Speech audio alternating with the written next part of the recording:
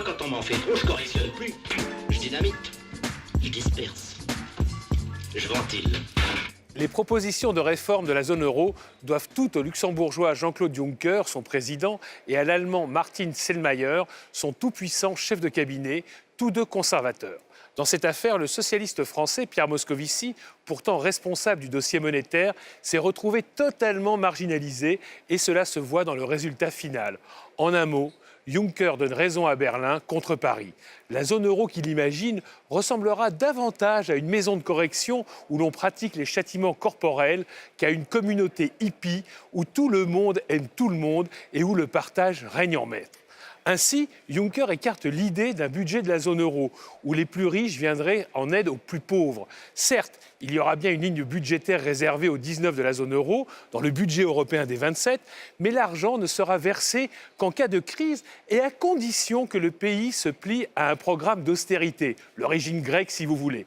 De même, le futur Fonds monétaire européen, calqué sur le Fonds monétaire international, pourra certes prêter de l'argent aux pays en crise, mais là aussi sous strictes conditions d'austérité et pourra même restructurer les dettes publiques, c'est-à-dire les effacer d'un trait de plume.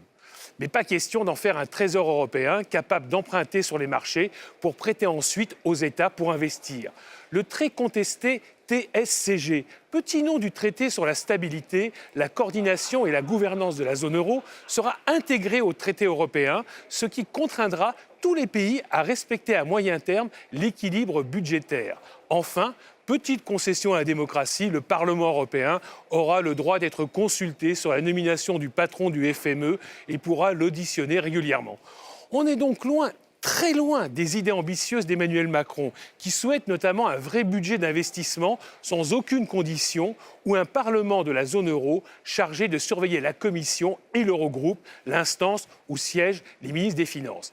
D'ailleurs, la chancellerie allemande a clamé sa satisfaction pendant que Paris observait un silence bruyant. Le problème de Juncker est qu'il a parié sur une coalition entre la CDU-CSU de la chancelière Angela Merkel et les libéraux eurosceptiques du FDP, d'où sa copie prudente, très prudente. Or, c'est une grande coalition avec les sociodémocrates du SPD qui se dessine et ceux-ci ont fait de l'acceptation des propositions de Macron un préalable à leur entrée dans la majorité. C'est ballot, non ?